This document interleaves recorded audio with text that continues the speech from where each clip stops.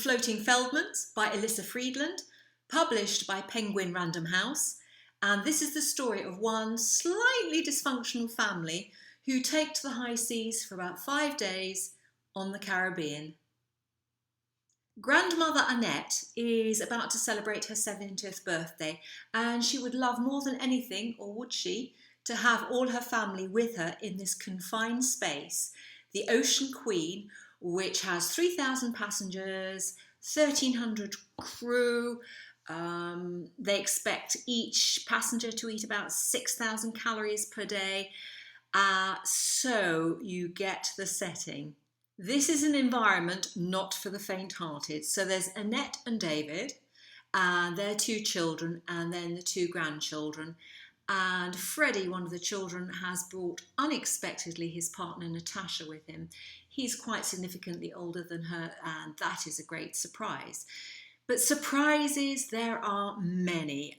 This is a family who has lots of secrets. Daughter Elise has, for example, a shopping addiction. Her husband Mitch has just left his job, but he hasn't told anyone.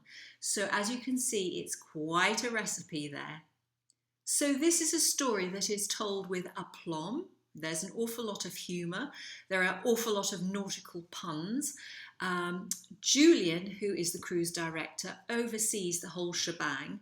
And the book opens as a couple of members of the Feldman family are having a bit of a bust-up. This is a book I have seen a lot of. It's been featured on a lot of lists throughout summer 2019, and therefore I wanted to read something that was just maybe a little bit different, and certainly this is a book if you want to get a feel for the type of cruise you might or might not like. For me, this would be purgatory, you know, activities everywhere. And they go from St Martin down to St Lucia, but they don't dock in St Lucia.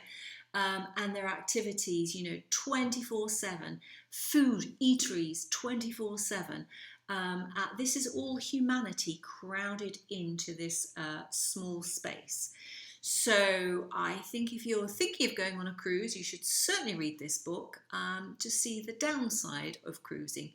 But I'm sure there are lots of cruises there that, would appeal to people. So this is a book full of family dynamics, a lot of them dysfunctional, a lot of secrets.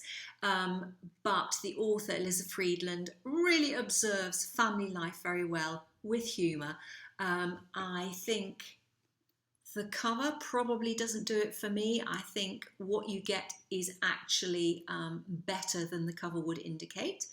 So yes, I had a lot of giggles reading this. I also thought it was quite sad in parts and really well observed. So The Floating Feldmans by Elyssa Friedland, set on the Caribbean. I think it was a good read.